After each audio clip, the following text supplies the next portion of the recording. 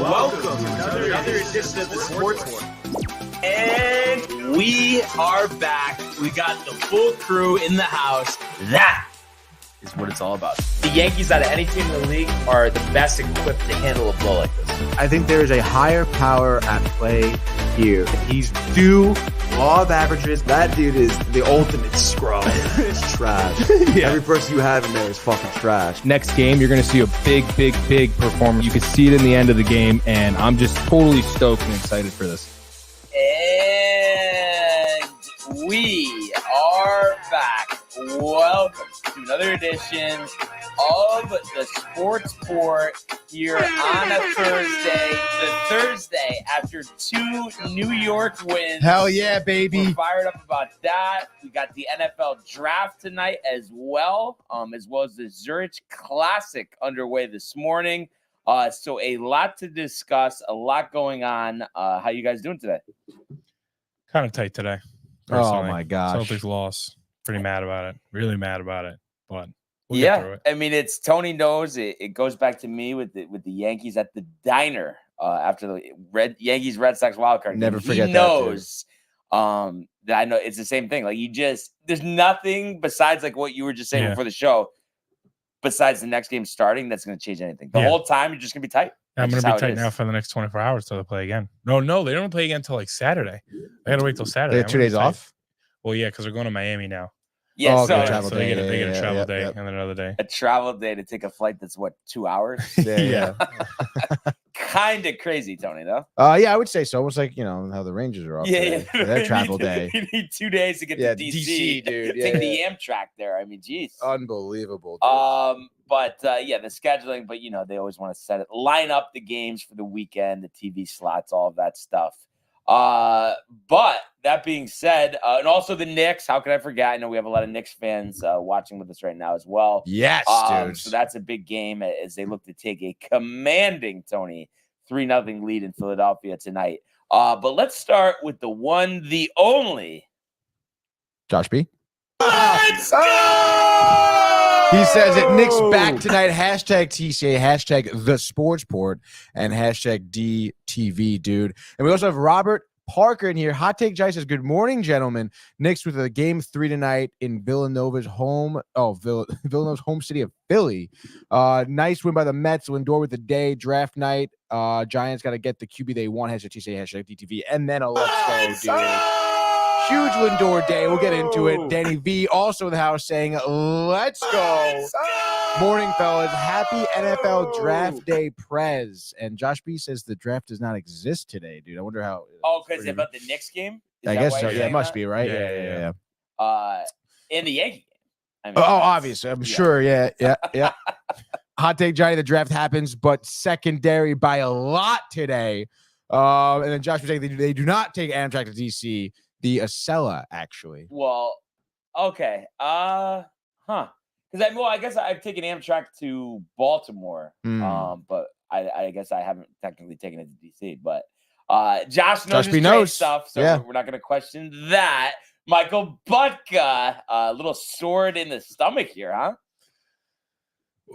Michael Butka, what is his favorite team? Does he have a favorite team? Lakers. He's a LeBron fan. The Lakers. We're going to get swept by the Nuggets. Are we serious? He said it again. Celtics lose again. Yeah. Wow. That's all right. Typical Lakers fan. It's a perfect analogy because we were just talking about how I want to ask Dave next week about the whole Mets-Yankee thing. Same thing with Michael Bucket here. Yeah. When his teams are bad, he goes for whatever he doesn't like. Exactly. That's his enjoyment. Here we go. Domac, you got big issues with going into Miami, he says. Wow. No, dude. I'm not kidding. Like we're gonna win in 5, but it's just frustrating that we just that we're just losing by 10 like that at home. Like it's just. And then he says Celtics are heavy favorites, unlike the Lakers, buddy boy. What does that have to do with anything? Like, because if the Lakers losing isn't like a surprise to anyone. So the Lakers get to lose just because people thought they're going to lose, but the Celtics can't lose. It is a deflection. It is a deflection for sure, but I also can see what he's saying at the same time. I mean, obviously, it's like the Rangers losing first round as opposed to the Islanders losing the wild card. So we're not allowed to lose. We're supposed to win every game. Well, that's what happens when you're the best team in the league, right? Okay, we'll just win every game. Okay. Is that what you said you wanted though? You said that earlier today. Yeah, you said I wanted to, but no team has won every game. And I do have a question, and like we're gonna have you specifically talk about the game, but just in general, obviously the next game, game 3, like, and I'm sure you're confident, they're gonna win, but do you feel like it's a must win? Like they're fucked if they don't win. I mean, they're not screwed if they don't win. Like it's not a must win. I mean, personally for me, like if I'm the coach, I'm telling them it's a must win because I don't want to go down 2-1. Yeah. But if they go down 2-1, I'm not worried because they're gonna win at least at the bare minimum. We're gonna win one of the 2 games, so we'll go back 2-2 and best of 3 series. Yeah, and then by then we'll be fine. But I really hope we just take 2 and then win the next game at home and just move on. Tons of comments flowing in, Tony. Michael Bucca. AJ Tanucci. AJ Tanucci. Wow. Should I answer? You think he thinks yeah, on the show, right? Yeah, why not? It's gonna take a little second. Hold on, dude. Here he goes. Don't say anything crazy. You know we're on the show right now, AJ. Oh. Yeah, you're live on the show. What are you talking about? Right now we're talking about the Celtics losing to Miami last night. That's right, baby. That's my second team. The Miami Heat came there and showed up. No Jimmy, no Terry, no problem. 23 threes. It was very lucky. Franchise record. Yeah, that's okay. You got Michael Domack on the mic right now. He's our intern. Big Celtics fan. Franchise record, 23 threes. He's really going through it right now. Yeah, he's having a tough day. Yeah, all I know is that the Knicks are up 2-0 and the Celtics lost to the Heat at home without their best player. So, yeah. Wow. Talk about fraudulent. But, we'll see. Okay. We'll see come the finals. We'll see. Yeah, you got like 2 more rounds before the finals, so don't count your chickens before they hatch. But I know we're playing over there in Philly. We're playing a hobbled Embiid and Tyrese Maxey. I don't know. Embiid's playing on one leg, and he's still averaging like 30. The Heat don't have Jimmy Butler.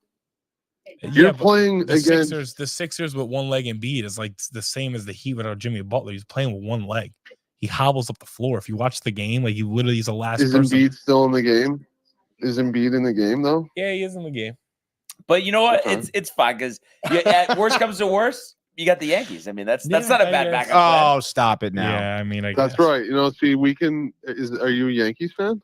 Yeah, huge Yankees fan. Okay. So you're only half bad then. I can get behind you with the Yankees. Yeah, right. At least you're not a Mets fan like. But that's right. The Celtics will be playing. The Celtics will be playing in June. I'm not worried. I'm just tight that we lost. Yeah.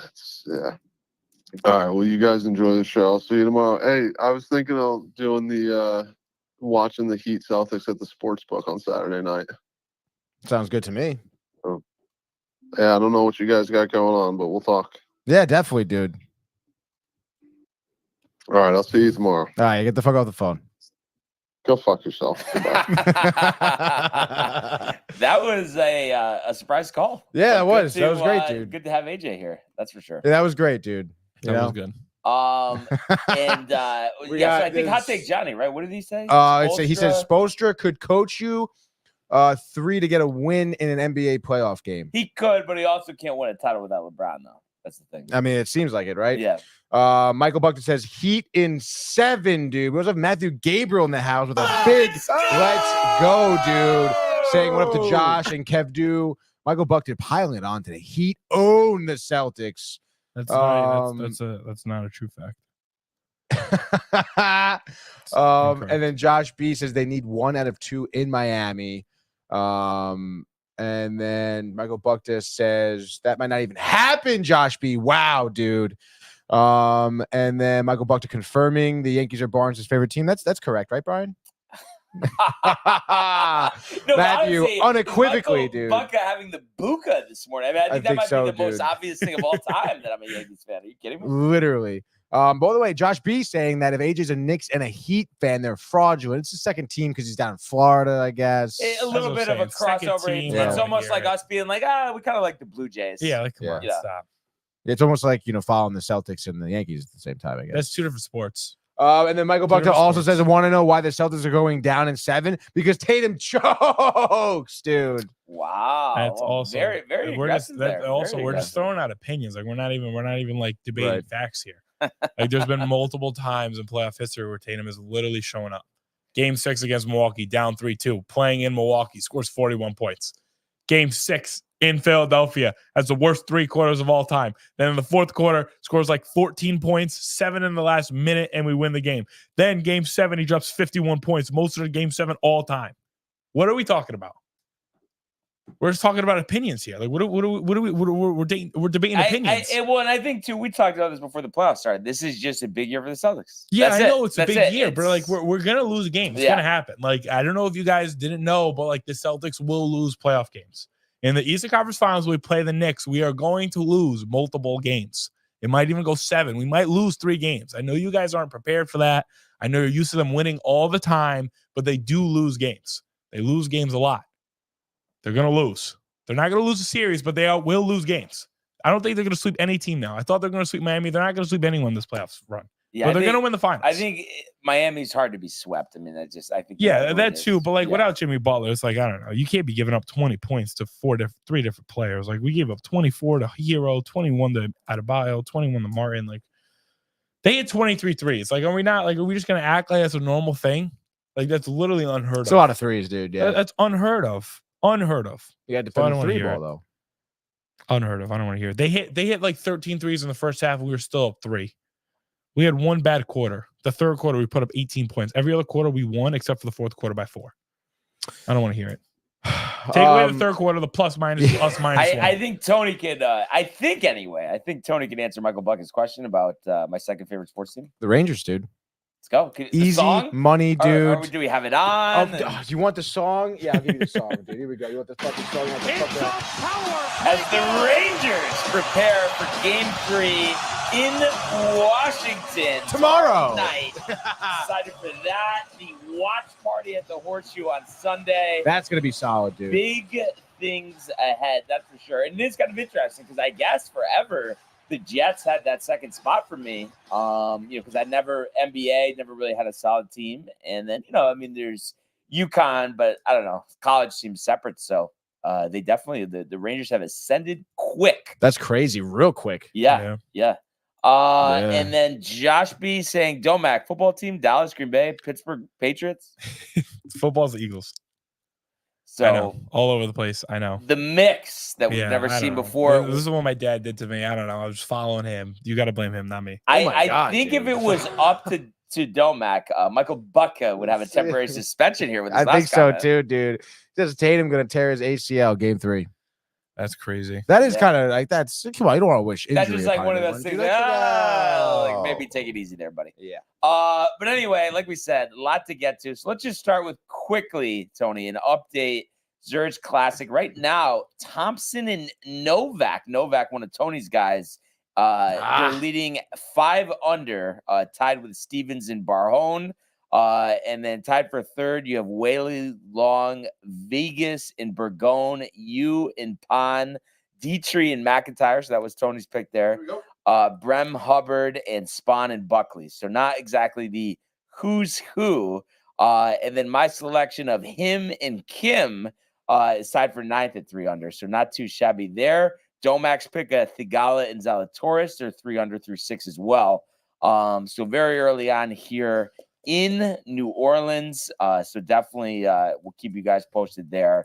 Should be a fun tournament over the weekend. But like we said, there's just so much going on. And I have to say, I don't know what you think, Domac, but I feel like the draft really snuck up on us. Yeah, I didn't know the draft was until I heard it on the radio. Yeah, I kind of didn't think about that either. I heard they're talking about it this week, and I was like, oh, maybe it's because next week, like slowly ramping up. And then I feel like I don't know, maybe like normally in the past, I feel like it was talked about a lot more. It was. Like, especially like the following week beforehand. Like, I feel like I didn't really hear anything about her. Maybe that's because there weren't any trades. Or I could be wrong too, but I think like they say overall not one of the best drafts. Yeah, that's a little light in terms of the pool. I think they said next year's with the whole big thing about the number 1 pick, like I would think, we talked about this before, but and you still have the bite, Tony, of the draft with the 10th overall selection. I believe I'm seeing this on Bleacher Report here. I think the New York Jets are going to select tight end Brock Bowers. Okay. Georgia.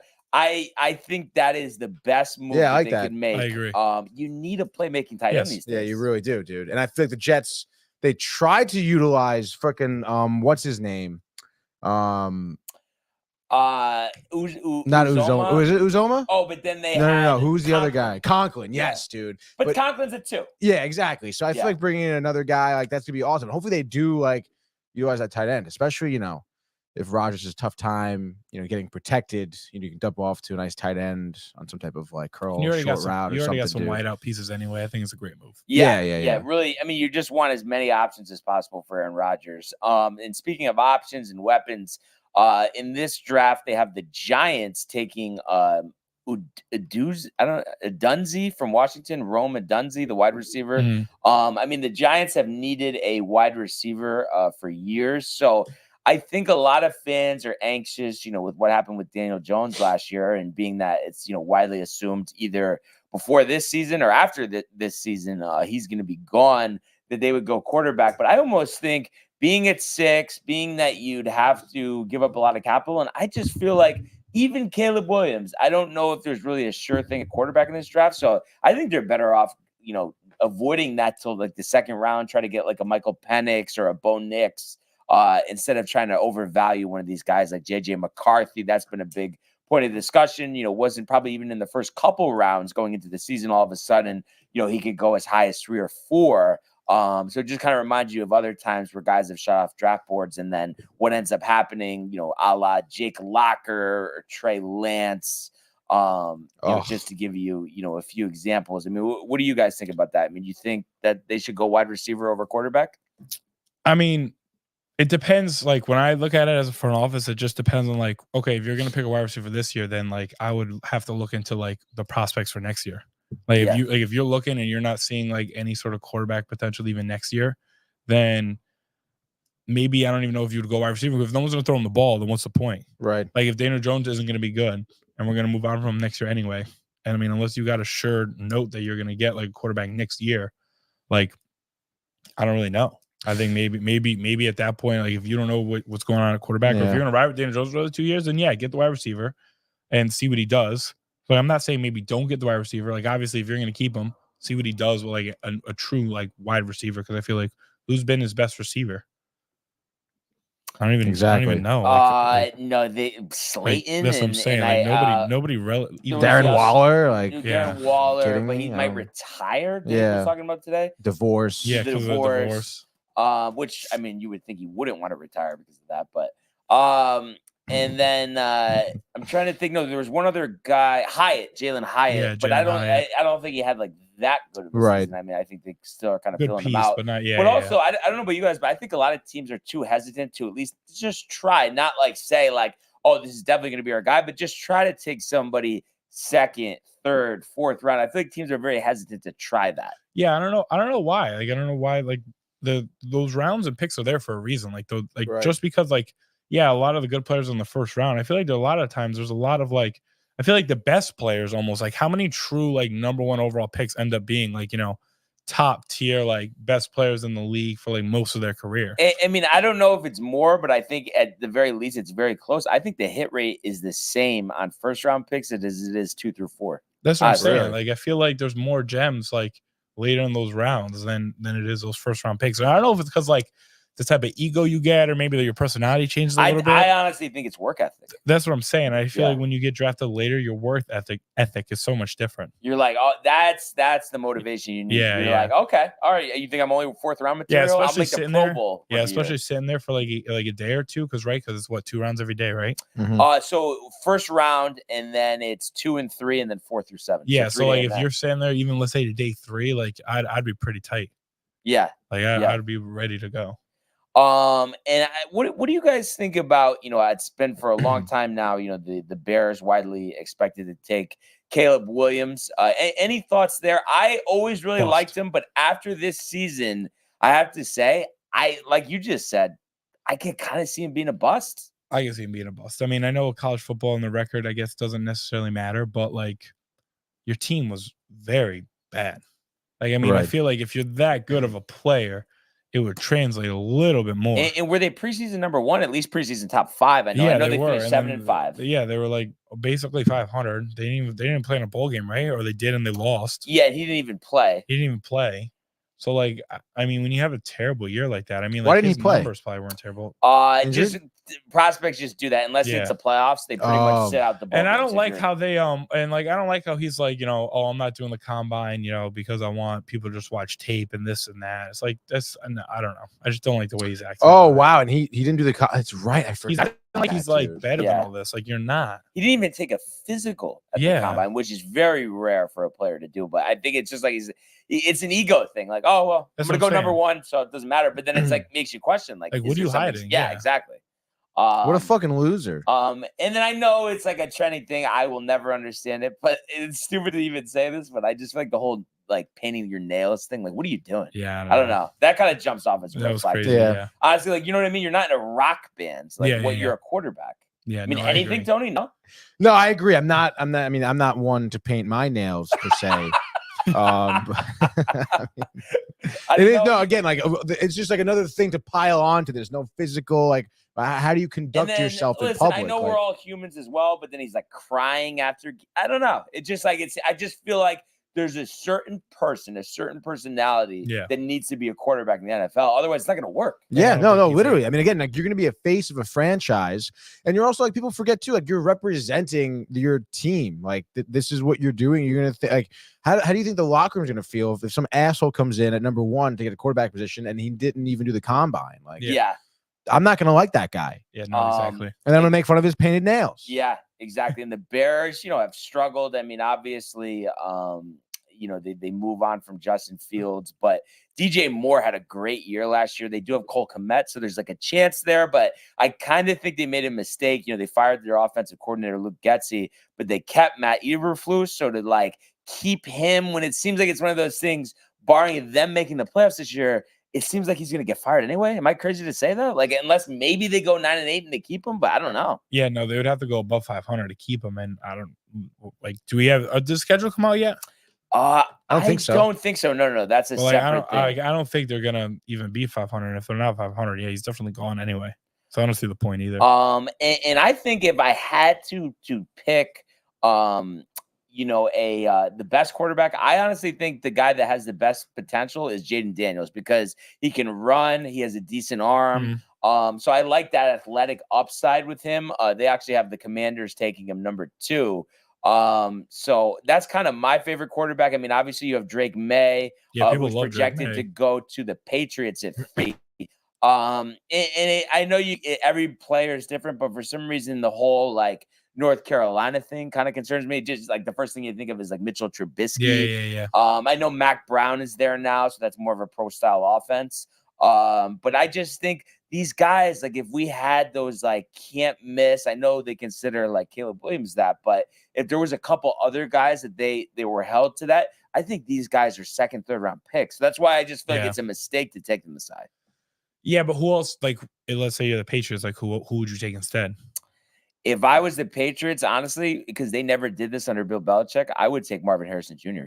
There's no way he's not going to be a Hall of Famer in my eyes. If he's healthy, he's a Hall of Famer. I agree, but who's going to throw him the ball? Well, they brought in Brissett, so then like we could do like what I said about 2 through 4 taking the quarterback, trying it, because it's like I just look at drafts and it's like I want to. If this is a franchise-changing pick, I don't want to have uncertainty about it. Do you think Marvin Harrison is going to drop down to 3? Do you think they're saying 4 to the Cardinals? Oh no, who's 2 then? 2 is the Commanders. Oh, okay. So I mean, what do you think, Tony? I mean, do you think if there's any doubt when you're picking that high, even if you're in desperate need, like the Patriots, they trade Mac Jones this offseason, but if there's any doubt, like, aren't you better off going with the best player available? Yeah, I mean, I think so too. Again, like you said, if there's any doubt, you get the best player, and you could always, I guess, move that guy if you need to, right? Like you can use him as some type of trade material or something like that. But I don't know. I mean, Jacoby Brissett. Well, he's a gap quarterback. Yeah, he's a gap quarterback. But like I said, my whole thing is I still am saying take a quarterback, but maybe take one in the second, third round. Why not? Yeah. Why is there such like a? Now people were murmuring a lot too because of the like. Again, like which is kind of crazy to me, but they're already saying, like, I'm already hearing people say, oh, well, the next year's draft class is going to be better and bigger. There'll be more prospects, whatever, which is kind of crazy that I feel like some people are just brushing over this draft class. And almost like what you guys were saying, too, I feel like a lot of teams are trying to get rid of their later round picks to get like earlier picks next draft. Yeah. Which I think is kind of a waste. Like you guys said, like I feel like you can try and pick like a diamond in the rough sort of deal. Yeah, no, I know. And I say this in all sports, teams just aren't good enough at the draft, and that's why they're bad franchises. And I don't know why they like overlook it. Like that should be like a big part of your budget. It should be focused on the draft, whether it's hockey, baseball, basketball, football. When you're a bad team, I feel like your only goal should be the draft all year long. And it's like teams do it. You can hit on picks and stuff. I just feel like teams, I don't know. It's like they make it like more complicated than it needs to be. Yeah, like I agree. Like teams like the Patriots and all these other teams that just have terrible years, like if you know you're going to be bad that year, your whole year should be focused on the draft. Like if you're not going to bring any pieces, right? And what are you doing? And you're going to lose these games anyway. Like why are you not all on the draft? And I would say, do you think, guys, it's like a combination of why teams are bad besides like the resources putting in it is that they put more emphasis on measurables and combine than they do the actual game tape and interviews talking to these guys? Probably. I feel like sometimes there are teams that draft players or get players, and I don't know. It feels like it's almost clear to me that they've never even spoken to this guy, which is so outrageous. Yeah. Like, because the amount of times it's just like people like absolutely flop or whatever. It's like, have you not like sat down and discussed like the whole Kyler Murray thing with him not watching tape? Like, how do you not figure that out day one? Johnny Manziel did the same thing. Exactly. Yeah. Exactly. Right. Didn't like one of his coaches give him like a blank tape after he watched and said, yeah. And then it was fucking like, are you kidding me, dude? Yeah. Like, what is that? Yeah. So I think teams, make a lot of mistakes. There's a lot of good wide receivers. I already mentioned Odazie from the from Washington. Giants projected to take him, and then they have the Chargers who got rid of Mike Williams, who ended up on the Jets, and then Keenan Allen, who is Keenan. Where did Keenan Allen go? I don't know why I'm blanking on this. I feel like it's going to make so much sense. Chicago. Oh, yes. That is interesting. Morton Allen. That actually is a combination with Caleb Williams. If Caleb Williams has his head on his shoulders, I mean, that could be pretty good. What I was getting at is the Chargers, they're projected to take Malik Neighbors from LSU. So to replace them, which is a good move. And, I think Harbaugh has his work cut out. And I think there were some light rumors that, he might be interested in trading Justin Herbert. I heard about that, to the Vikings and then taking their pick to take JJ McCarthy. I can't see him doing that. That would be crazy, dude. though. No way. That would be sick. I almost want to see that. I feel like that'd be so cool. I mean, you never really have seen that if you really think about it. Like even when Pete Carroll left USC, he didn't take Mark Sanchez in the draft at Seattle. Yeah, I know, but I mean, if he like knows for a fact that like he can make JJ a good quarterback, I mean, that'd be crazy. I mean, I don't think that's gonna happen, but that'd be really sick to see. But am I wrong to say, and listen, I definitely don't watch as much college football as I should, but I just feel like with McCarthy, I'm not saying he can't be pretty good, but I feel like I see Andy Dalton. I don't think he's worthy of a first-round pick. I see him being I don't see him ever being the best quarterback in the league, but I could definitely see him being I don't even know a player comparison, but I could definitely see him being a good enough quarterback to lead a team deep into the playoffs. I don't know if he wouldn't. I don't think he could be the catalyst to be the reason why they win playoff games or something like that. But if you pair him up with good weapons, I think he can facilitate enough, almost like a Brock Purdy kind of thing. Yeah. Or in my opinion, I look at Brock Purdy and I don't think he's necessarily by himself the best. I just think because of the weapons around him, he gets elevated to a whole nother level. But even if that is the case, you think that warrants being picked? They have him going 11 to the Vikings. I mean, maybe the Vikings are thinking with Justin Jefferson, he's going to be able to, give him the ball better than Kirk, I guess. Yeah. I just. I agree though. I don't he's not I don't see him being a generational talent. I don't see him being if he's the third quarterback taken. I don't think he's the third best quarterback in that draft. Yeah.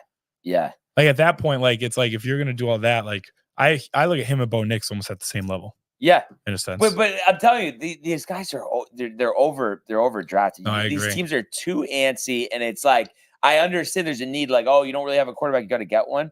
But I think you're compounding by reaching for guys that are drafted at positions that they're not supposed to be drafted at. I really think it's that simple. Zach Wilson, for instance, same thing. Yeah, because then you do something like that, and then let's say they're mediocre like that for a couple of years, like Daniel Jones, and now you get in a situation like the Giants where you're in a loop where it's you don't want to pay him all the money, right? But then if you don't pay him, you got to restart. Yeah, and you just wasted how many years? 4 years, 3 years, however many years Daniel Jones been here, you wasted 4 years. And then this is so random, but I was just kind of looking at the picks. Do the Eagles not have a first round pick? I don't No. I wonder don't think who they so. would have traded that pick for. Oh, I think if you, you know how you had to go to the draft tab you have up, Tony, because I think you could go by team and then it shows their pick. Yeah, you go to teams and then it should show all the Eagles selections if you go down to Philly. The 22nd. Oh, it is the 22nd. We have the 22nd pick in the second round, 18. Okay, so 22. Now that all of a sudden my screen is right on this. They have him taking offensive tackle Tyler Guyton All of a from sudden. Oklahoma. The late night. How are you? But what do you think? The offensive line at 22, does that make sense? Or yeah, I think so, because I mean, I feel like wide receivers we got down, running back we got down. I mean, maybe defense, but with losing Kelsey, I feel like getting a O-lineman and trying to, bring him back up and trying to just make sure that the line stays. I mean, it's definitely going to dip down a little bit because obviously when you lose a Hall of Famer, like it's obviously not going to be the same. But if we keep the offensive line in somewhat of the same realm that it's been, we'll still be competitive. And it's funny that you bring up Kelsey, 6th-round pick, tight end in college. I mean, Tony, right? I mean, is it really as difficult as these teams are making it? No, I guess not, dude. You just got to do your research, right? Yeah. And it's so crazy to me because I feel like, I'm thinking about like back to Hard Knocks this past season with the Jets and everything. I mean, like they showed like their draft picks. No, like their research facilities, okay. The amount of tape they had on players coming in that year. Is ridiculous. And they actually have drafted decently well. Obviously, Zach Wilson, of course, is out. But you look at the other picks; they've been solid. Yeah, which is great. But I'm just saying, like, if every team obviously has that capability, if they have access to tape, to footage from all these players, like, do they just not have the personnel to be sitting there, or maybe not the right personnel? Like, yeah, it doesn't make any sense. Player dude. It's crazy. Definitely player development. And have you, Jay? Have you heard from him? Like, is he jacked for the draft or no? I haven't heard about the draft. Football, though. I feel like he has to be. No. Text him right now. See. I would think like he wants Bowers. I think he did mention that before. Didn't he comment? I think so. Yeah. I think so. Yeah. Let's see. Let's get Jason Libertelli in the mix. And overall, Domac, have you always been like really into the draft over the years, or where are you with that? I mean, like I never understand people that sit down or like have like watch parties for it, because like for me, it's just like, I don't know, like you see it come on your phone. I feel like it's just not something I'm going to take like that time out of the day. I mean, maybe if I got nothing going on, throw on the draft, sit around, but like to go out of my way, call everyone and hold like an event for the draft or some sort of watch party. I feel that's a little over the top. I did always really like the draft. But like, for instance, tonight draft is on at the same time as the Yankee game. Like vibes going on the Yankees. That's what I'm saying. Like, if anything else is going on, the draft won't get put on. Yeah. But also it's like after like the lottery picks, it's like, it gets to a point where like I don't know college football like that. After like the first round, it's like I don't know most of the guys. You don't need to watch the draft. I guess it's just nice, like when your team picks, then you could hear the analysts like talk about the guy, break it down a little bit. But then, you don't. I do like that sound. I do like Kuiper,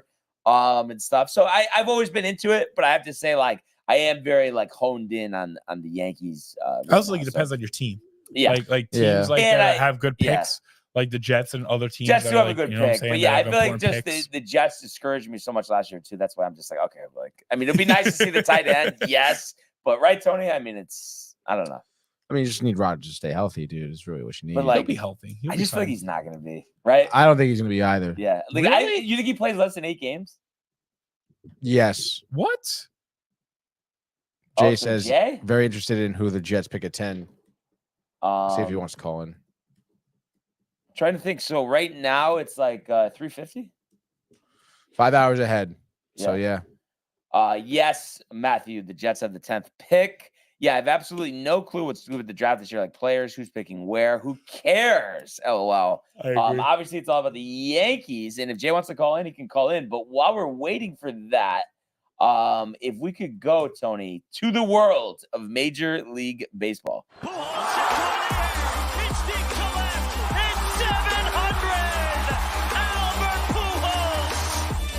What a play! Stop it! Yep. And Alonso cracks one of the Mets win the ball game! Out of sight!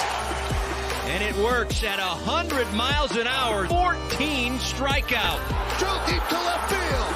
There it goes! See ya! Jason Libertelli live on the line face going on or no? Almost, or what do we got? He says, bro, you're in the world already. No, but, yeah, but he can still. Yeah, I told him to call whenever you're ready. Okay, so I mean, do you think I start the synopsis of last night, or what do you think? Or you think it's going to be any second? Literally, like it has to be any second. This is kind of awesome, honestly. Across the ponds, like we Across have the an pond, insider in England for the draft. International Like call, dude. Drafting to Detroit too, which is interesting. I kind of miss. Oh, is this Jay? Hello, Jay Libertelli, you're live on the Sports Port, dude. You? Hey, what's going on, everybody? Dope, dude. How's it going, man? Oh, it's going pretty good. It's going well. I'm having I got a nice little Euro trip coming up. I'm going to Ireland this weekend and then Italy next weekend. Are you gonna have a couple Guinnesses for Tony? Oh, Brian, is that a question? Is that a real question? That's awesome, man. I know it's gonna be lit. And I was just thinking of you because we were, going over the draft, and then I was thinking about the Jets at 10, and we were all saying, I know you're probably one of like the biggest Jets fans I know. And yeah. I think it's good because I think as much as last year like ripped you to shreds inside, I feel like you still have like a lot of excitement to see if like we can put it together this year. Brian, the hope every offseason is always there for the Jets fans. It's like there's no like nothing of substance to like hang our hat on, but there's always hope that we're gonna pick someone up in the draft. So that just seems to be the never-ending cycle of a Jets fan, unfortunately. But with Aaron Rodgers back, we got maybe one more good year out of him. There is, and like we did have like some rising stars, like our younger guys are really kind of like coming to their own, and like Sauce is really kind of like establishing his like own like kind of island out there, and like you got Garrett Wilson as well. Like there's people to like work off of, so it's definitely an exciting year, in terms of draft wise. But I kind of think they'll go offense at number 10, but then Sauce Gardner, he's one of those guys who's like always got his hands in like just like talking to people, and I just saw a tweet from him saying that the Jets are going to go a defensive back or a D lineman. I think that's such a mistake. Like, how many times have we done that other than Garrett Wilson and Zach Wilson? Like, how many times have we gone defense in the first rounds? I know, it's crazy. It's absolutely nuts. I don't think it's a good idea. I think we should really focus on offense, and especially O-linemen, get some talent in the O-line and really, really protect Aaron Rodgers. But I see lots of projections of Odunze. Is that his name? Yeah. Something else has him going 6 to the Giants, but yeah, he's the wide receiver out of Washington. That would be nice. He was sick in the national championship game. Or the game before it. The semifinal. I mean, that would be nice, but yeah. I do like the idea of Bowers, that a tight end. We haven't had a game-changing tight end in forever. Oh, my God. Bowers is just kind of like a pipe dream, though. I feel like he's going to go top 5. He's like one of them generational talents. He's like, everyone's like, oh, he's like Gronk. If you think about it, though, but then you have Neighbors is supposed to be picked high. So is Marvin Harrison. We know there's going to be 3 quarterbacks taken in the top 5. And then you have Joe Alt, the offensive lineman from Notre Dame. So I think there's a decent chance, Jay, that Bowers is there. And do you think if he's there, obviously if Marvin Harrison was there, he's not going to be, we would take him. So that being said, if he's there, do you think it's just automatic that they just take him? Yeah, honestly, I really do. I really, because who did we have last year at freaking tight end? Uzama and Conklin. And we were saying Conklin is fine, but he's at 2. That's the problem. Yeah, exactly. Like, he's not like, and like Rucker, like Jeremy Rucker, like, yeah, he's pretty good, but like, he's not. Is he though? It would be nice if he's good, but I don't think the results were that great last year, No, you're right. Honestly, if Brock Bowers is like the top prize, he's like, I feel like if he's still on the board at 10, like they're going to pick him up for sure. And then what did you think about what they did? I think it was 3 offensive linemen they picked up. I know Tyron Smith, John Simpson from the Ravens, and I believe there was one other guy that they signed. But what did you think of what they did, in free agency? in free agency. I think they did. I think the was it Reddick that we got too? Oh, from the D-line? yes, Hassan Reddick. That was that Joe was Mack like knows I feel all like about that it. was Oh, I know about Hassan Reddick. that was like just a non-move, Like we got rid of Bryce Huff just to bring in Reddick, and like didn't he go to the Eagles anyway? I thought that was a little. I thought that was a little think weird. He did go to the Eagles, right? Bryce Huff. Yeah, I I thought think that so. was odd. Yeah. Because Bryce Huff was a good pass rusher. Like he was like Yeah, but consistent Hassan all Reddick's no year. joke. Yeah, Reddick No. Reddick is nice though. Don't get me wrong. Yeah, Reddick is nice. But I just So thought that was an odd move. And I don't know. I just feel like too though. It's like I don't think we need to worry about our defense. Our defense is going to be fine. It's like the offense. You're right. It's like the same thing with like the Yankees going into the season. It's like we know the pitching, the defense will be fine. The hitting, the offense. It's all about the offense. Yeah. I saw Aaron Judge went yard yesterday though. Yeah, I was at the game, bro.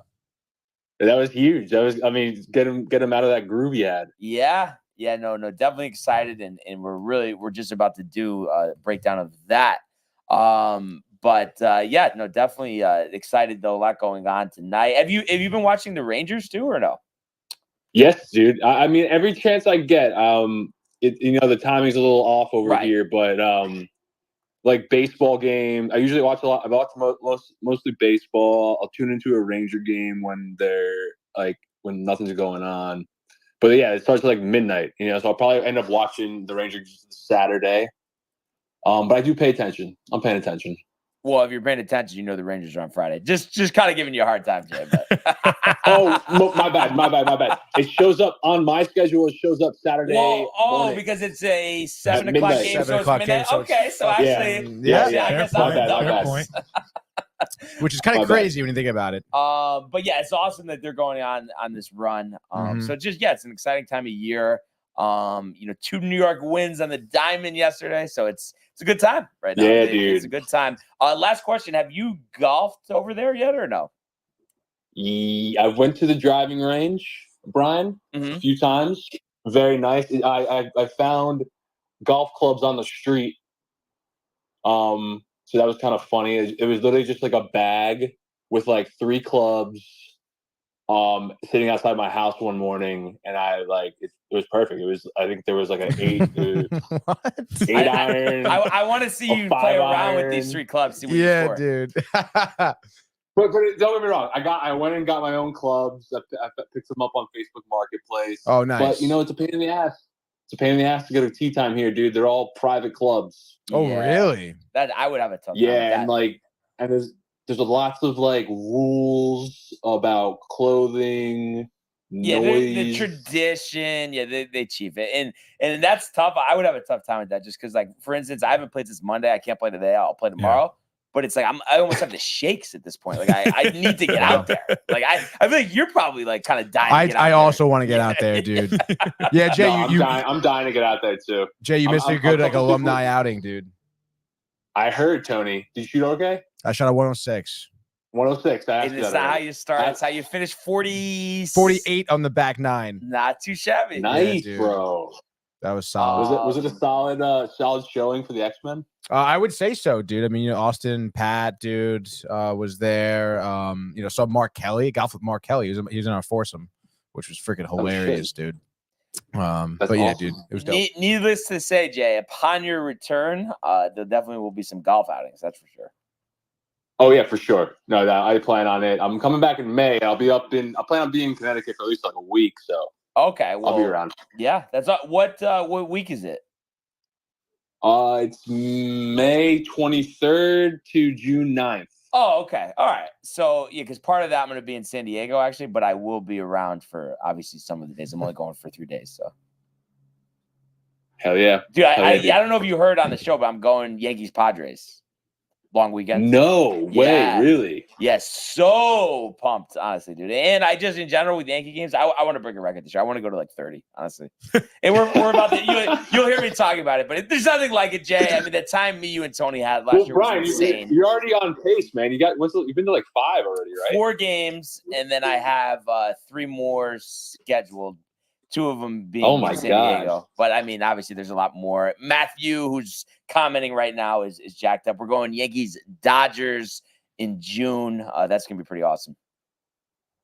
Dope. So who are you going to San Diego with? Your girlfriend? No. A couple of my boys. buddies. Good We boys. went to the game last night. Corey, Mike, and Mark.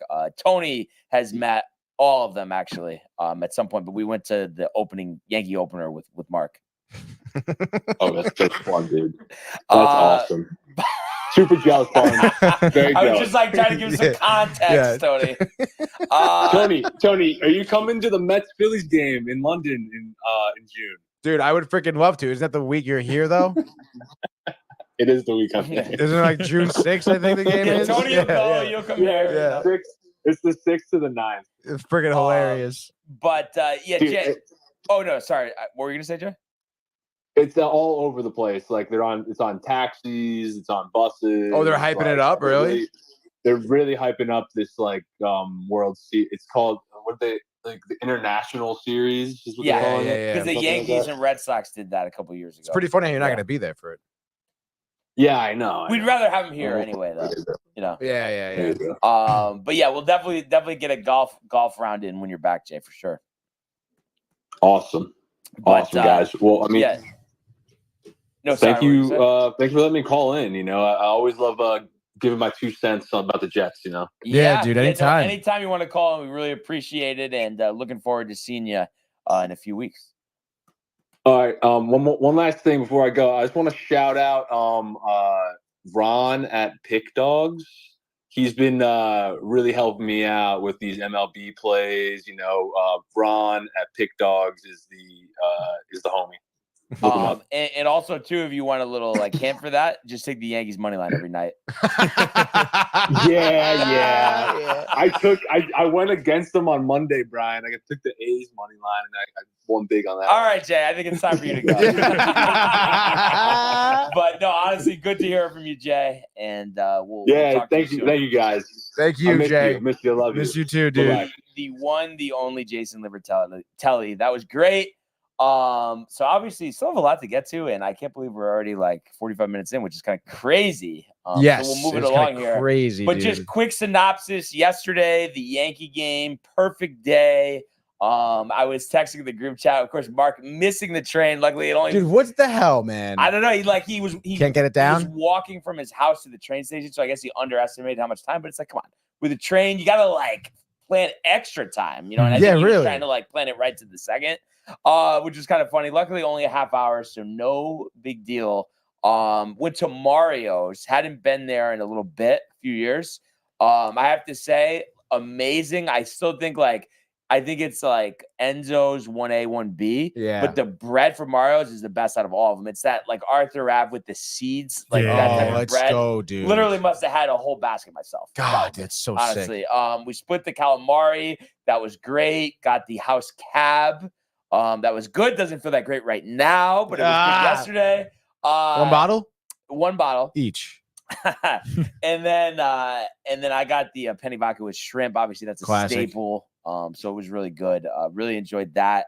And then had really good seats, and it was awesome. We didn't realize this. So if you sit in the section that's right up above the legend seat, it's called like Field MVP. Mm-hmm. There's actually like a lounge you could go to, and you get free soft drinks, water, and popcorn. And then they have the bar, like the bar that you see from the outside that's for legends. Yep. This is right next to it. Looks the same. You can get drinks in there. Oh, that's sick. Yep. But they're not like complimentary. But it was still like awesome. Water and popcorn for free. Yeah. Tony would have hammered that. Are you kidding me, dude? And then it's just nice too because there's no line for the drinks, because how sometimes like in between innings like there's like a long line. Yeah. So it's nice that that's right there. It was a perfect night, and it was nice too. They got off to a great start, and the fact too to go to a game and see Soto, Judge, and Rizzo homer, it was electric for a Wednesday. 30,000 people there, and it was really nice too. Just the fact that Clark Schmidt, that one mistake, the 3-run homer. Other than that, I mean, they were just in complete control with the entire game. It was nice to see, and it's like one of those things. I know Don Mac. It's like the A's. Of course, it's like that's what we're supposed to do. But just the way the offense had looked, I think it was still important to like have that kind of like dominant victory. Kind of resets the confidence a little bit. 7-3 was the final. Yeah, no, it feels great, especially because like the first two games kind of just felt like they were almost just squeezing by. I know the first game they lost, but even the second game was kind of like, like we need a little more. Right. Like, we know you scored could do the first inning. So it was like, you think about it, up till the game started yesterday, they had scored in 1 inning over 2 games against the A's. Yeah, and that's like, come not on. good. Like, so, I mean, a good way to come out. Yeah. And it was crazy, too. And I don't know if you guys saw this. She's back or no? No, I was just laughing at Domac. Okay, gotcha. Probably making fun of me. But What? I'm kidding, Tony. Jeez. But I don't know if you guys saw what led up to the Judge home run. No. So they called him out looking for strike 3. But I think Soto signaled for this. They called a balk. Next pitch, he homers. Wow, dude, that's so tough. So that it's crazy, and I was saying, like, you can't give Aaron Judge a second chance. Yeah, and I think the way it looked like he tried to throw the same pitch in the same spot, but he left it a little high. And Judge just sent it. So that was great to see, and I had it on my story still. Like they were getting so excited, like kind of like dapping each other up between the home runs. Like it's nice to see that. And this is a game where. Everybody besides Verdugo and Oswaldo Cabrera had hits. Austin Wells, too. I had texted Tony right after it happened. It was a joke, Michael Bunting, because they had the full shift on. So third base wide open. Austin Wells lays one down. Perfect bunt. And then he ended up getting another single later in the game. So hopefully, that resets him. Yep. The Soto home run was impressive, just over the left center field wall. We talked about how he goes opposite field. Volpe had 2 hits, Judge with 2 hits, Rizzo with 2 hits. So you love to see that. Glaber even getting in the mix, and Clark's line overall 5 1/3, 4 hits, 3 runs. All coming on that one swing there by Brent Rooker. And then they went right to the bullpen, and Luke Weaver, who I don't really like. Did pitch well, 2 2/3 scoreless, 3 strikeouts, no hits or walks. Ian Hamilton, a nice clean 9th inning in which he threw 11 strikes. Love to see that, dude. So overall, it was solid, and it just and Tony would even say too. I mean, there's just nothing like being at a game for your team, being at the Yankee Stadium. It's just the best. No, it is, and especially when I hate going to a game and it's like whenever runners are in scoring position, they just never get it done. And then for them to go 4 for 8 yesterday, I mean, batting 500 runs is huge, massive. I mean, that's what wins and loses you games. So, and I think we talked about this yesterday. Obviously, the litmus test coming up in Milwaukee and then Baltimore here, 7 games. I think it's really vital today to just get one more win here, win another series. Because I think honestly, in that stretch, I mean, I will really push and hope for 5-2, but I think honestly. It could be 4-3 because you could split with Baltimore, and then I could see them winning 2 out of 3 in Milwaukee. But road trips, you just want to be over 500 and then get home. For sure. That's what it is. So I really do think the game tonight is important. The only game in the major leagues actually that's going to be at 7:00. We talked about this yesterday, all the earlier games, and that'll feature Nestor Cortez and Alex Wood. Wood in the early going, a 7.89 ERA. The former Giant and Dodger pitcher. So that's an opportunity for the offense to get going again. And then Nestor pitched great last time when I was there on Saturday. But that was wasted, 7 scoreless innings. Brutal. But I think that was big for his confidence, and I could see him having a similar performance tonight. So I'm just really excited. And really just can't wait to go to more games, honestly. Especially because he's playing the same team again, too. I feel like it also makes him feel even a little more confident. You know what I'm saying? He knows basically, 70, 80% of the batting order is going to be the same. Like he's definitely going to have a good outing. Great analysis. I feel like I've asked this before, but I'm just going to ask it again for both of you guys. If time and money weren't an object, how many home games would you go to, like, the Mets and the Yankees? Dude. Time and money, no object. Yeah. So I can hire a car to drive me right into Citi Field. Any tickets I want. Doesn't matter. Comped. I mean, how do I not figure out how to go to every single home game at that point? I honestly would go to every single home game. Definitely. Right? Because I'll just golf when they're on the road. That's what I'm saying.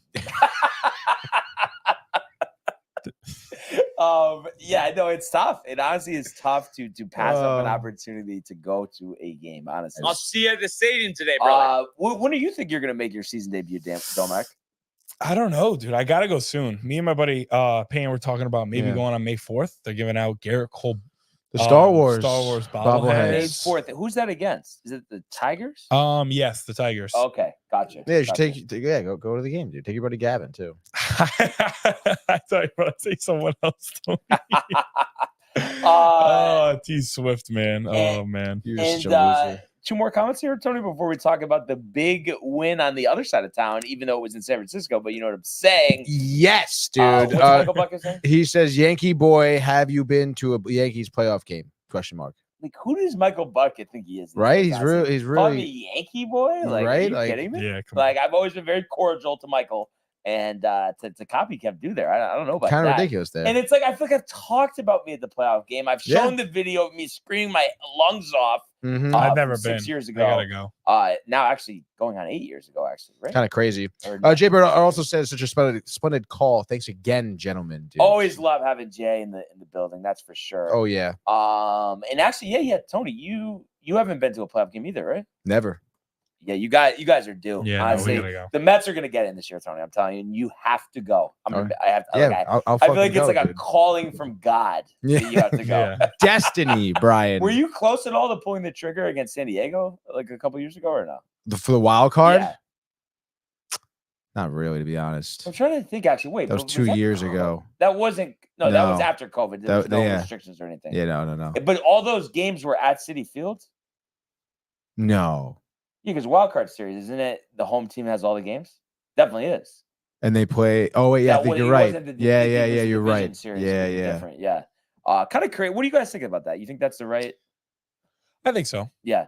I don't like it. I mean, 3 games you're gonna travel. How you're gonna travel back and forth in 1 week? But I know this. Like, then you get like I don't know. You have to adjust like start times and stuff. But like, should it really be 5 games? Like, the series? I mean, in my opinion, I like the whole like set like in the NBA how they do 7 games each round. Like, I don't like to shorten. But you would have a problem with is the World Series going to end the second week of November, third week of November? Yeah, really. Yeah. I mean, I don't know.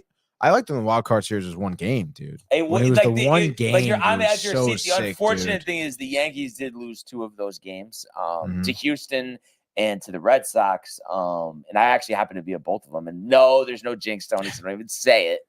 I mean, Yep. We're gonna talk about yesterday's superstition. Yeah. But I Go was ahead at and lose. game 3 in 2017 when they beat the Astros. Like Okay, after they lost the all first right. 2 and they won all Yeah. those home games. Yep. Still can't believe we didn't get that done, but I guess I could talk about that forever. They're cheaters. So, Tony, good effort yesterday, no? And how funny was it? We talk all about Blake Snell, then now he's on the injured list with an adductor injury. Literally, so Weird. funny. Right before the game, they put him in the 10-day IL. And they actually get this bullpen guy out there, which I don't know if this guy was ever on your radar. What was it? Something Walker, Ryan Walker, Mhm. maybe. Dude throws one of the most ridiculous sliders I've seen like in a pretty long time. Like crazy, like back end snap to it. Yeah, we watched that. That was nuts. Yeah, dude. First inning, literally like 3 up, 3 down, 3 Ks. Like Nimmo, Marte, Lindor, like all 28 years old. 28 years old from Washington. I guess they had used him in I think 13 times last season as a starter. Okay. And then they said 10 times he struck out the side That's starting nuts. games, which is kind of As ridiculous. an opener. As an opener, yes. Gotcha. Yeah. So just doing the 1 inning, which is, what the Giants did here. They did the bullpen game. Very unfortunate for Snell, especially for us, I will say, because we were really kind of fucking hyping him up. really Dude. wanted Like, to come see on, what- dude. he Yeah, was- what the I'm fuck, telling you, dude? he was still gonna go 7. No, he innings, wasn't. zero. Obviously was. not, It's dude. so annoying No, he that wasn't. No, he we'll wasn't, never dude. know. It's literally like we'll never know. What I happened know at he dinner won't, dude. In Salem. No, yeah, Tony. we It's the really. same thing. All right. Anyway, scoring here The started great Lindor. in the 3rd inning with Lindor getting, I believe, his 3rd home run right into Levi's landing over there. A nice little dinger from 382 feet. It was with Nimmo on base, so it made it 2-0. Top of the 4th, Tyron Taylor, dude. Another home run. I think his 4th of the year. He's been heating up. He's been so hot all year long. The top of the 5th, also an RBI double. And then fast forward to that same inning here, McNeil with an RBI single, which scored Taylor. And actually ended up getting McNeil to go to second base here. And again, like those the 3rd, 4th, and 5th inning. Again, I know like Giants doing the bullpen game, you're seeing different pitchers, whatever. But I mean, they were hitting 2 out of their 3 bullpen guys. Yeah, these 2 guys who This dude right here, I don't know how you say his name. Holly? I think it's Hegeli? Hegeli. Yeah. Sean Hegeli. Again, another guy, 6'11", huge body, like really like put his body behind, was throwing some crazy breaking balls. And the velocity wasn't that crazy, but it was interesting to see how many like solid bullpen guys the Giants have, to be honest. But obviously, the Mets did a good job in hitting them. Where the hell did I lose my tab here? Oh, here we go. Also, Lindor ends up homering in the top of the 9th as well, which made it 8-1 at that point. And then you brought in Diaz in the 9th, which was actually kind of crazy because we were watching the highlight too again this morning. And there was this play by Alonso in the 9th, literally like a soft grounder right to him. Diaz was covering first, and Alonso like just underhanded this like 3-foot toss and like went 10 feet like over Diaz's head. Wow. And then you had a runner on, and then you're like, oh my God, they're going to blow it. But then obviously end up getting the outs here. Diaz obviously looked great too. Ottavino looked pretty solid. Did an inning in the 3rd, so I got 3 batters there. Sean Manaea, his final line is 4 2/3, 4 hits, 4 walks, no earned runs, 6 Ks through 101 pitches. I don't know. And I guess he was getting hit a lot. The first inning, I think it was 3 up, 3 down, but we saw it too. He was getting some calls at the strike zone, dude. Like some of those strike 3 like called lookings were like, dude, those were balls. But then second inning, literally gives up a walk and 2 hits, bases juiced, no outs, Brian. Literally induces 2 infield pop outs, so no runners advance, and then a 3rd pop out to fly out to center. Basically, if we still had the bite, you would be playing the Houdini. Literally, dude, like kind of crazy. I've never seen anything like that where like bases juiced, no one on, and 3 pop outs, like, and nobody scores. But I don't know, dude. I probably wouldn't have taken him out in the 5th there. Yeah, they took him out so early. 100 pitches. 100 pitches, but he got, again, like the scenario was 2 outs, 2 on, Jorge Soler at the plate, and they took him out. And he was like, I don't know, he was grinding. He did give him a couple of hits, I guess, but he was grinding. He was dialed in. He was literally like head down. I would have gave him the last at bat. I would have, and then that at bat too. Reed Garrett comes in, first pitch, Soler flies out the center, inning over. Literally threw 1 pitch in the inning. Well, and I hate it too, and I get it. Okay, maybe if like I don't know, Mike Trout or like Ronald Acuna's coming to the plate, but other than that. Never makes sense. Like the Yankees do this all the time where there's 2 outs, nobody on, and then they take the pitcher out. Yeah, no, I don't understand that either. Right? Makes no sense. Yeah, and like, honestly, I think most of the time too, that pitcher that comes in ends up giving up a run. Right. Yeah, right. No, exactly. Almost all the time. Like unbelievable. Exactly. So I mean, it is what it is. Manaea, continues to, I guess, struggle and I guess, pitch against his former ball club here, which is cute. Gets that ERA down at least, right? Gets the ERA down, which is nice. It's at a 3.3 now. But still, you want length out of your pitchers here. And it's great. Your bullpen guys look pretty solid. Garrett gave that 1 home run to Fitzpatrick, I think it was. Fitzgerald. And then, yeah, I mean, you get the day off here. You get the Cards back at home now. So you would imagine you're taking 2 out of 3 from them.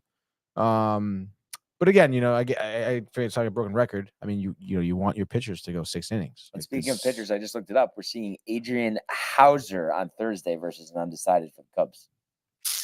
There we go. Could be big. Too bad it wasn't Sevy's season though. Hauser fucking sucks. He sucks so far, dude. He sucks. I know it is too bad twice now. Oh man, like I think he's gonna have another good start. 4-game set against the Cubs. That's a big one. Yes. Oh my God, definitely, dude. And almost like, but this is kind of, it's like a 7-game stretch for the Mets here. Obviously, the Yankees are going to be on the road, but it's like I think this is an important stretch. They're 13-11 now. And I think the Cardinals, like, you should win 2 out of 3. Oh yeah, you should. You should. And the Cubs, I think it's a test. A win streak would be nice. 7-0 win streak. That would be great, dude. 20-11. But we'll see. Again, kind of, I guess, looking at this road trip as a whole now here in the West Coast, you end up 3-3 out of those 6 games. Wait, didn't we say that? Yeah. No. No, we did. We did say that. We said it was going to be 3-3. Yeah, we were. I don't recall that. Yeah. What did you think we said? It was going to be 2-4. I don't. I remember Domac saying they were probably going to. No. We were just laughing because you said they were going to go 4-2 or 5-1. 4-2. I said. I was like, so we're just going to go undefeated in the West Coast trip. Yeah, and I think we were like, realistically, we thought it was going to be the opposite. Yes. We thought they would lose 2 out of 3 to the Dodgers, win 2 out of 3 against the Giants. So I know that's why it's like kind of sucks because you did start off super hot. You got Great nothing to job show there, for it. dude. And yeah, you got 3-3 to show for it, which doesn't you still 500. I don't know. I feel like there was no gain for beating the Dodgers 2 out of 3 times because you lost to the Giants 2 out of 3 times. right. Well, there's no loss though. Like there's no loss at the end of True. the day because you're 500, which is good. when you're a Obviously, team- when when you're a you team start like you off that guys- road series with back-to-back wins, like yeah, you want to come out above 500 for sure. True. Which is what's disappointing. But hey, I mean, Lindor seems to be heating up. 2 dingers and Levi's landing there, very emphatic. He was a 4 for 5 night for him. Taylor looked great. what Alonso do had you a think dinger. though? Is this gonna propel him? Has to. Yeah.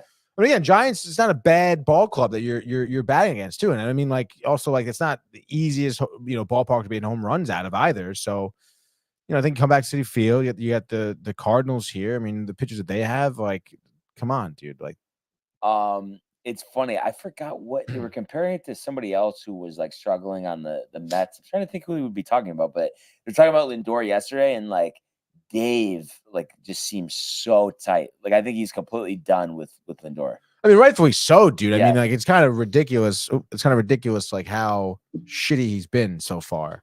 So, I'm like, trying to think who else. worst start to a season I've seen out of somebody in a while. Yeah. I mean, but like we talked about, especially like if this is again a turning point. Like he had that game. Like, what's he going to look like these next 7? That's right. I mean, he's got to keep this up. Like, I want to see like a 2 for 4 night coming out of him on Friday. Maybe an RBI, or at least just getting on base would be great, dude. And still killing it defensively. He had a great defensive play. Yesterday too, smothering the ball in the infield. I think it'll be interesting. Like, I feel like for you, it's like the jury's out at the end of the year if you're still going to refer to him as the great Lindor, right? Well, man, at the end of the day, I mean, if his season-ending stats are better than last year's, I mean, like that's the direction you want. Worse, then you're going to be kind of tight. No, yeah, obviously, Yeah. you don't want to start trending downward. I mean, Yeah. he can't afford that. He cannot afford that. And they can't quite Quite literally can't afford that. Hot take Johnny. Hopefully, JD. JD coming off the IL will give them offensive boost. Any more juice for you here? No. You don't even want him on the team. I literally don't even care. Would you about release him anymore. right now if you could? I mean, I wouldn't release him. You picked him up. You might as well try him. But I mean, dude, the guy's obviously old, injured already, barely can make it out of the minor league system. Like, and then this is your big acquisition. Everyone was so wow. Mets are gonna be a wild card team. Now they have JD at the DH spot. He hasn't even been traveling with the ball club. Like, he hasn't even been like helping the rookies in terms of stuff like that. He's been useless to you. He's been next to useless. I don't know what it is. I just have this feeling because I saw what he did last year with the Dodgers. I think he's going to crush it, honestly. I think you're going to be surprised. I don't know hope what you so. think. I really hope so, dude. I don't think so. You think he's going to be really bad? I don't know about really bad, but I just feel like he's just gonna be like, Like, I don't know if he's really gonna bring much. I feel like he's gonna come up for maybe 10 games and then tired. I feel like though down. his track record suggests that he's going to be decent. Yeah, that's what I'm saying. Like, I think it'll be decent, but I don't know if he's gonna come in there and change the trajectory of the team. I mean, I just feel like he's like a lot better than DJ Stewart. Yeah, no, for sure. Like, whatever his hot streak, Tony, but you really don't think so. You're telling me like if they both got 162, that JD Martinez every day of the week is going to outproduce him. I mean, if he's healthy, sure. Yeah. I just don't think he's gonna be healthy. Is it the back? Okay. General soreness too. Yeah. It's just like soreness. So it'll be interesting to see what happens. What's worse, that back injury, or every time Judge doesn't play well, you hear rumors about his toe injury still being around? Didn't hear anything about that yesterday. Yeah, I know exactly. Speaking of the Yankees, one more thing here for you, Domac. Obviously I do my best always to be on the positive side of things. But I do have this expectation that like going forward, I think they're going to play well on the road. I think they're going to have another solid game tonight. Like, I think we're going to be moving in the right direction now. I think we had that little thing where like we couldn't hit, but I think that's done with. No, I agree. I think we're going to beat the brakes off Baltimore. That's going to be my hot take. I don't know why. 3 out of 4? I'd feel like 3 out of 4. I think maybe even I'm looking at the pitching right now. I mean, their pitching sucks. Like Corbin Burns, is he going to start against us? Yeah, Corbin Burns is. But other than Corbin Burns, like I feel like maybe that's the one game we don't win because Luis. But he's due kind of like Snell, except like the opposite. But like the pops. What do you think? Maybe this lineup wears down pitching, taking pitches, deeper counts. No, I mean it's possible if the lineup could do it. It would be like a Yankee type of lineup. Yeah. So But I don't know. Corbin Burns is nice. That's my like statement picks. I feel like they're gonna go into this road trip, and I don't even know what's gonna happen in Milwaukee. Like we might even lose. Like I don't. It doesn't matter how the Milwaukee one plays out. Even if we end up losing 2 out of 3, I think we're winning 3 out of 4 against Baltimore. We're missing Freddie Peralta too because he pitches today. So that's kind of nice. And then what is it tomorrow? It'll be Heel versus Ray. Heel. Yep. I am excited to see that Heel against the first place team. Let's go. So just to kind of move things along here, what do you think, Tony? Quick, just 3 winners, and then so we can let Domac talk about NBA? Yeah. So a lightning baseball frenzy. All right. Up first, 3 winners, no totals. Just do it. Just winners, all 3 in a row. Let's go. Bang. Seth Lugo, Kansas City beating Detroit. Easy money, dude. You sure you want to go back and forth? Yeah, you take it. All right, fine, dude. I will then take Corbin Burns, actually. Why not? We're talking about them Orioles against the A's. I mean, it's a lock. Easy money, $12. Get you in the stadium. And then last but not least, I'm going to go with the Mets, baby. Wait, sorry. Oh, shit. Am I? Fuck, dude. I fucked up, dude. I was like, wait, Mets are playing on Friday. Mets do not play today. Oh, fuck. We start from the top. Fuck, It's dude. okay, it's okay. I'll run it back with why not? Reagan's, Kansas City. Why not, dude? Fuck the Blue Jays. Fuck Barrios. So he's 4-0. He's due to get popped. Okay, dude. And then give me the Twins against the White Sox. Soroka, I'm sorry, cannot make it the big leagues. Achilles injury twice, no way. And White Sox suck 3-21, no thank you. And then Mitch Keller, fantasy team, let's go. Pirates versus Brewers. Mitch Keller, complete 9-inning game shutout. Peralta does well, but Pirates win. I'm not going to tell you the score. Can't do it. Wow. And honestly, I really hope the wheels don't fall for the Pirates. I like their young talent and hoping that they kind of snap out of this funk they've been going through. As I was alluding to, Tony, Yankees huge today. And Nestor, I think, will follow up his performance from last start against Miami. So Yankees, give me the Dodgers, who beat the Nationals yesterday. I think Yamamoto probably pitches well. And then a pick I've been doing a lot, give me the Padres over the Rockies, former Yankee Randy Vasquez on the hill. So Yankees, Dodgers, Padres, Tony goes Royals, Twins, Pirates, and just like that, that is your lightning baseball frenzy. That was crazy. We are going to the world of the National Basketball Association. The Bulls LeBron James at the buzzer.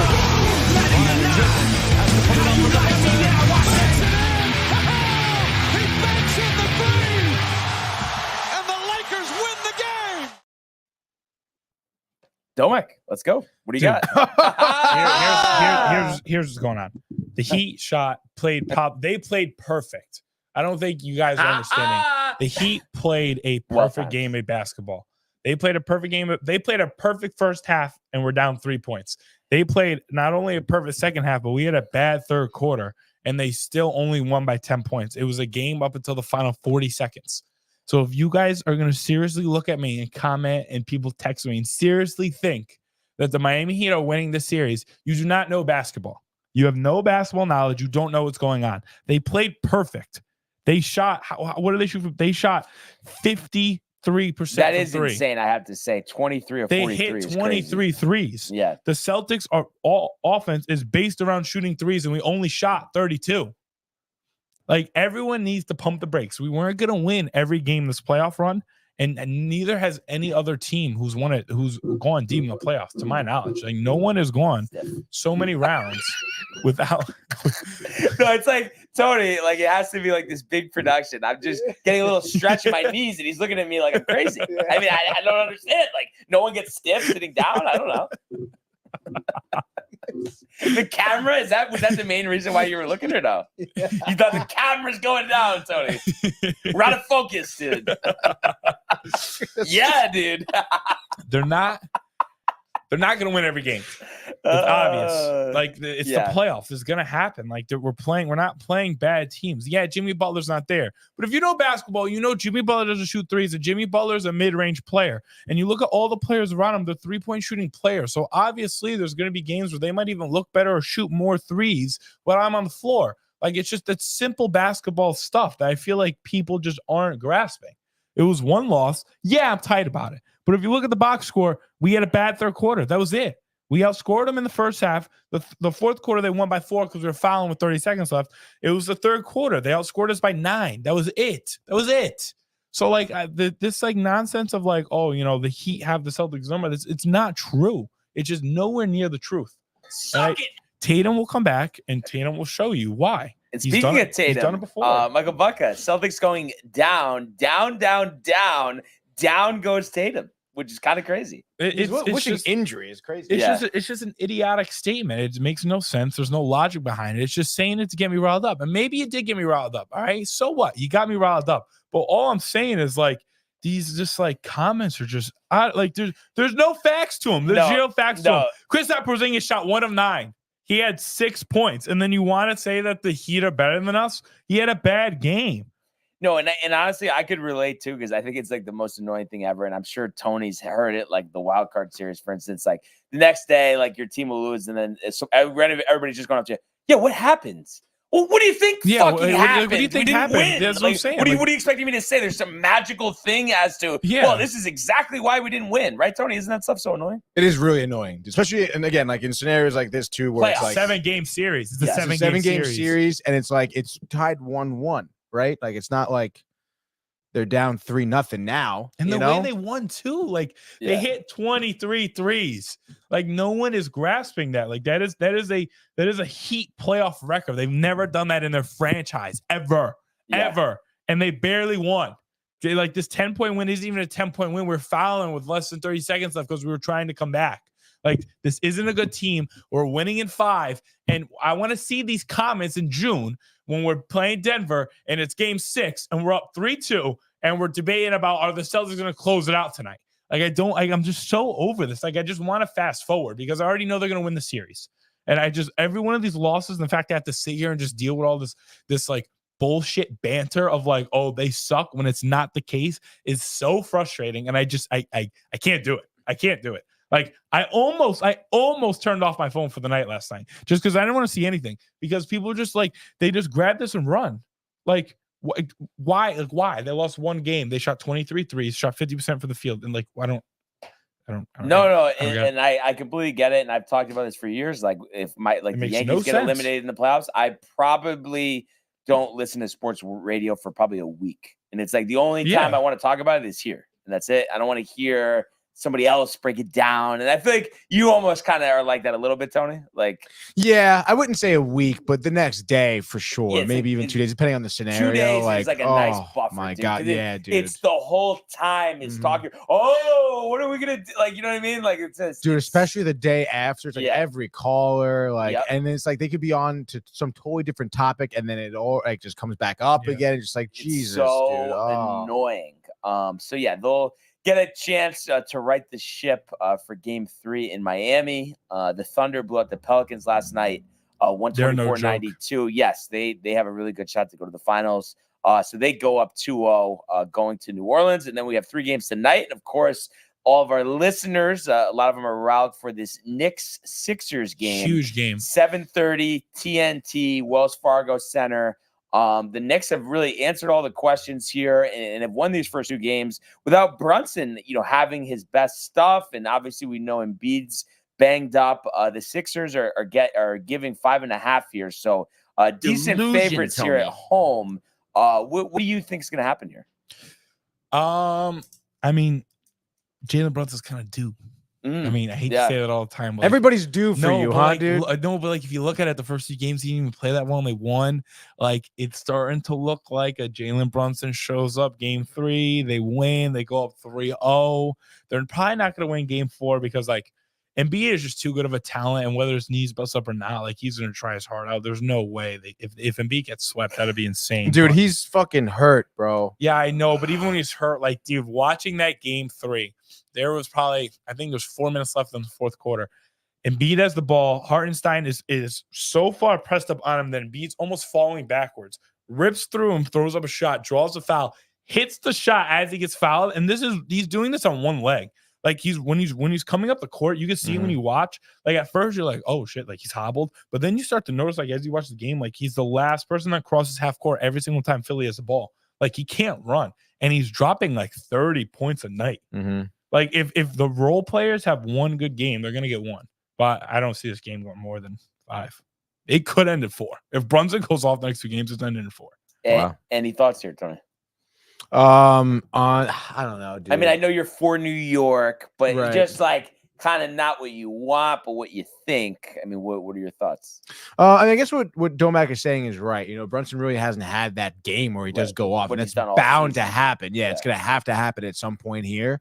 So I don't know. I mean, I think at this point, and I know Embiid guaranteed that they're going to win the series, but I don't know, man. It is looking pretty dim for the 76ers. So I like Domac. I say they definitely win tonight. The Knicks, that is. Yeah, It's an unfortunate year for them. I mean, Embiid got hurt. If they were a good, like, you know, if Embiid didn't get hurt, they would honestly probably be like a really good team because normally Embiid come playoff time doesn't play well. And I will say with one leg, he's been playing pretty well. What are the chances, though, you think, like, I know Max, he's like super young too. He's like 23 years old, right? Yeah. But you got Lowry on the team, you know, the wily vet. Like any chance like you think can rally some troops here, they just like everyone else goes off. Need a perfect game. Yeah, you need a perfect game, right? I could see them winning maybe even both games. No, I'm saying the series, like the series. No, definitely not. No shot. Especially if Game 7's in MS. No shot. There's no way. MSG has been fucking wild. I'm sorry, there's no way. And then they lose their mind in the streets. Like, there's no way. If they lose in 7 games, MSG is going to get burnt to the ground. Like, the Rangers are going to have to find someone else to play. Yeah, no, I think the Knicks are fine, and I do agree with you guys. I think they're going to take care of business. And I honestly, going into this series, I thought the Sixers would win. But what I've seen so far just shows the Knicks have done this all year. They where's Michael now? Reason. Michael Theophil? Yeah. Oh, the Knicks are going to go to the playoffs and just lose. Where's he at? That's Tony? what I'm saying. Anything? I can't speak for him. I'm sure he'll pop up, you know, after this game 3.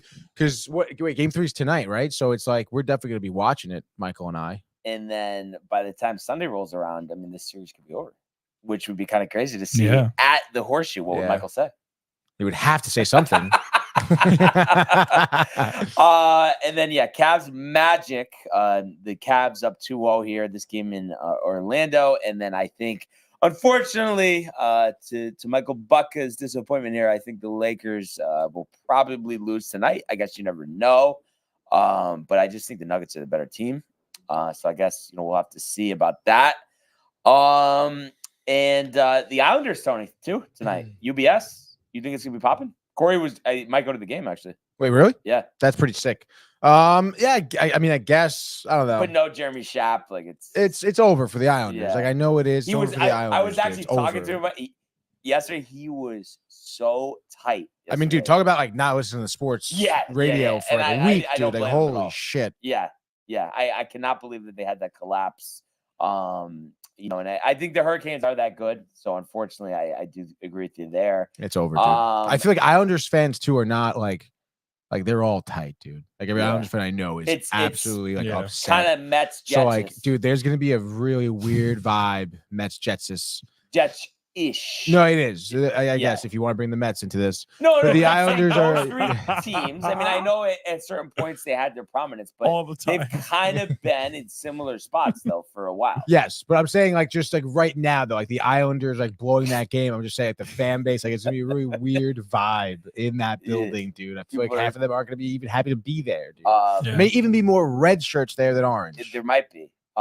Easy flight from Raleigh. Yeah, as we know that, and I think we will know about that when we get that matchup of the Rangers and the Hurricanes next round. And you were talking about vibe. Do you think it's going to be electric in Tampa tonight? Oh God, it's going to have to be. Yeah, no, both series here. I'm interested that they're both down 2-0. I don't know. I have Lightning winning this game. They got to figure out their offense, dude. I feel like I've seen Stamkos whiff on one-timers so many times during this series. They need Nikita Kucherov to go off in a game, and they also need Vasilevsky to fucking buckle it down. I feel like that last game definitely gave up a couple he shouldn't have, Brian. Batting practice. Honestly, dude, it's kind of crazy. I don't know if he's still maybe the length of the season in the back. It's an issue now. I don't know, but I mean, he's not looking great, dude. No. So I don't know. I guess we'll see. Again, I had the Lightning winning this one. I had him winning Did I have him winning the series? I think so. Yeah, in 7. Yeah, I think so. I had them, I think, winning in 7 as well. Panthers are freaking good, though. Panthers are so freaking good. Both games were 3-2. And they're playing as the camera. But hey, I mean, it's almost impressive that I don't knock it over if you think about it. It really is, dude. Yeah. But I guess we'll see. Again, you know, like the OT loss too, both 3-2 losses. You got to buckle it up a little bit, dude. You got to score more than 2 goals here. So it'll be interesting to see what happens there. How about the Knights are up 2-0 after last night? You kind of surprised about that? Actually, very surprised. I guess maybe underestimating the amount of Mark Stone's return is, as well as, but Tomas Hertl. I don't think he's really been on the score sheet for the past 2 games, though. No. But obviously, Mark Stone has been, and of course, the goaltending's been well. Told you about the Stars. Hey, Not over yet. Not over yet, dude. And I know I didn't really watch this game. I was just kind of watching from afar. Noah Hannafin, the defender I was talking about coming into this playoff series, their trade deadline pickup from Buffalo. Huge get for them defensively, and he netted a goal last night as well. So that's dope. But again, I mean, dude, like Jason Robertson, another goal here. That's his second playoff goal in 2 games. You need more. Like, where's Ben? Where's Roop Hintz? Where's Marshman? Where's Joe Pavelski, dude? Like, you need some of your veteran players to step up right now. It's kind of embarrassing if you ask me, if you're a Dallas Stars They're the fan. home team too, right? I'd be fucking tight. They're going to Vegas down 2-0. They're done. They're done. Yeah, right. You gotta be. So it tough, is dude. over yet. Honestly, it is. They're gonna go down 3-0. No, you never know. No, they're gonna take riled. 1. They're not gonna sweep. They're not gonna get swept. They'll probably take game 4, like a lot of teams do, just to avoid a sweep. But then We'll that's see, it. dude. We'll see. Bruins up 2-1. Riley riled after a little kerfuffle the other day, but 2-1, right? I mean, not a terrible spot to be in. One more game, and then they go back home to probably close it out. I would honestly dude. I think that they will. Swayman, great job there. Brad Marsh, I don't know if you saw his goal, but literally 2 goals and an assist. 2 goals and an assist, but there was 1 goal, literally the same exact goal that Roslovic had. Oh, that type of angle and stuff. Same angle, same thing over the shoulder. Brad Marchand, good player, I guess, even though he's a piece of shit. But yeah, Bruins easily, they're gonna win out, I think. I agree. Yeah. I agree. And I have to say, definitely shocked the Oilers blow it in overtime here to the Kings. And who else? How ridiculous that was. Kopitar, 5-4. I can't believe that, Tony. I can't believe that either, dude. And Kopitar also had 2 assists on Adrian Kemp's 2 goals as well during the game. They both had great games. But speaking of blowing it, I mean, the Kings scored 3 goals in the first period, and they almost blew it. Yeah, that's true. But that's still, to gut it out in OT, very tough team to stop, the Oilers, when they have momentum on their side because of so much scoring. Pretty crazy, though, that they've been scoring so much, and McDavid hasn't had a goal, or Draisaitl. It's so insane. It is kind of insane that everyone depth. else is starting to step up here, which I feel like we really haven't seen. Yeah. Again, who's your guy? Who's the guy who on Edmonton? Oh, you're talking about Hyman? Hyman, yes. Zach Hyman, he's been around this season, but I feel like the other guys, like this guy Holloway, has been, just give him 2 goals. Like, why not, dude? So it should be interesting to see how Edmonton honestly continues, because I definitely didn't expect to have some of these no-name third-line goal scorers. Yeah. So be interesting to see what happens, for Game 3 in Los Angeles. So like we've been saying all week, just such an exciting time of year.